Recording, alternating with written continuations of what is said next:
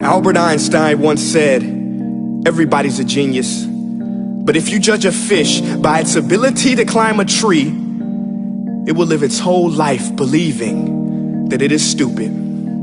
Ladies and gentlemen of the jury, today on trial we have modern day schooling. Glad you could come. Not only does he make fish climb trees, but also makes them climb down and do a 10-mile run. Tell me, school, are you proud of the things you've done?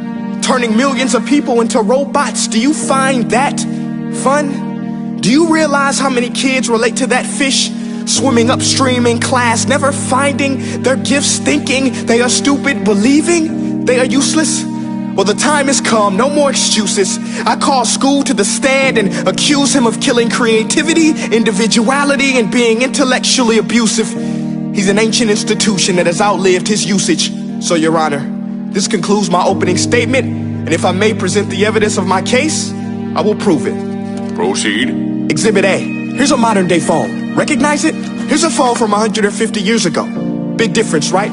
Stay with me. Here's a car from today, and here's a car from 150 years ago.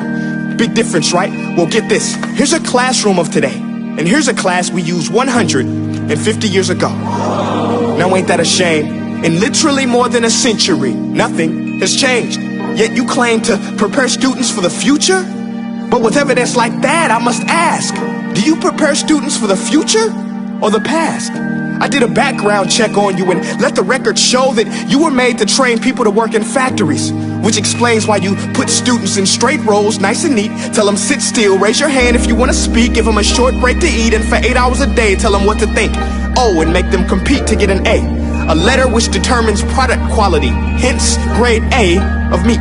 I get it. Back then, times were different. We all have a past. I myself am no Gandhi. But today, we don't need to make robot zombies. The world has progressed. And now we need people who think creatively, innovatively, critically, independently, with the ability to connect. See, every scientist will tell you that no two brains are the same.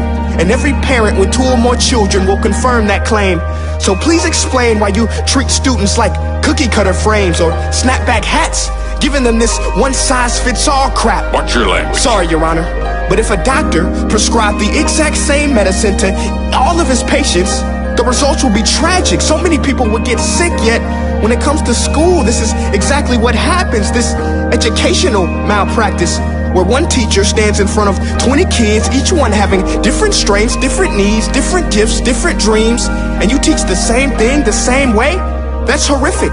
Ladies and gentlemen, the defendant should not be acquitted. This may be one of the worst criminal offenses ever to be committed. And let's